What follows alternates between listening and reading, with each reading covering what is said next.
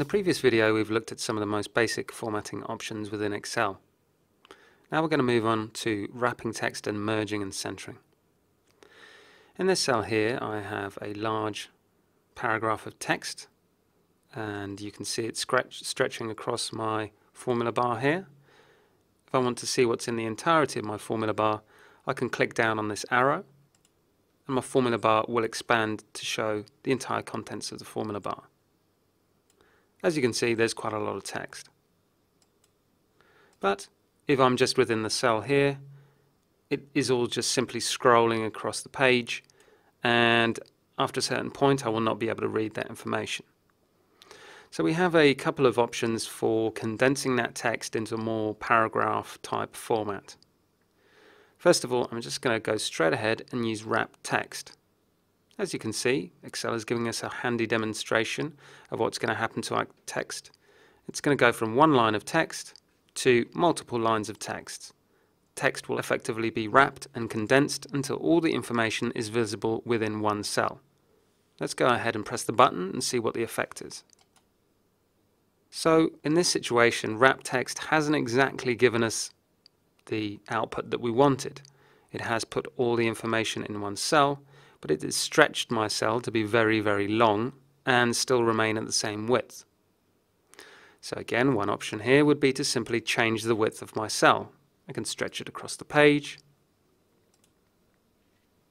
I'll bring my text to the top by using top align, and now I can see all of my text.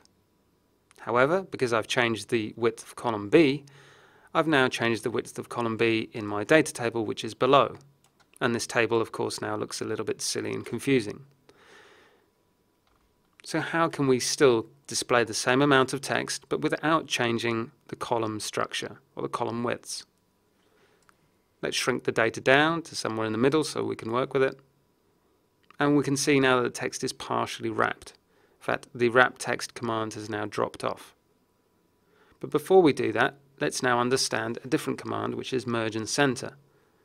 Merge and center will allow us to mix various cells together, consolidate various cells together so that the text that you've inputted is shared across the different cells.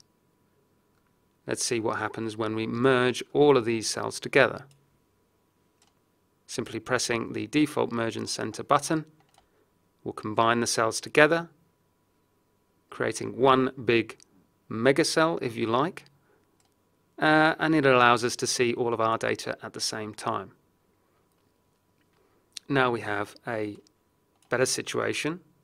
Let's just readjust the column height there, where we can see all of our paragraph of information.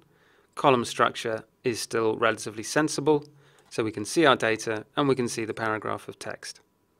There are other situations where you might want to merge and center. For example, I have a document title here that is left aligned, and that's fine, but I might prefer to have that title center aligned across all of the information on my page. I could simply select the entire range across which I want to center and use my merge and center button. All of these cells have now been combined and my worksheet formatting text now appears directly in the middle of them. As you can see, wrapping text and merging and centering text can be useful, but please use it sparingly. Merging and centering can cause you troubles later on down the line.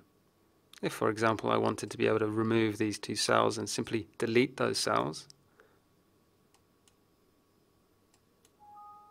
I will get an error message from Excel telling me that some cells are going to become unmerged. If I click OK, I will lose the merging that I've applied to the document. Effectively, merging cells binds cells together. Now, in the header title, this is not even going to be that problematic. But if I try to merge cells within a data table, I would no longer be able to filter or sort that table effectively. So, if at all possible, find different ways to center your data.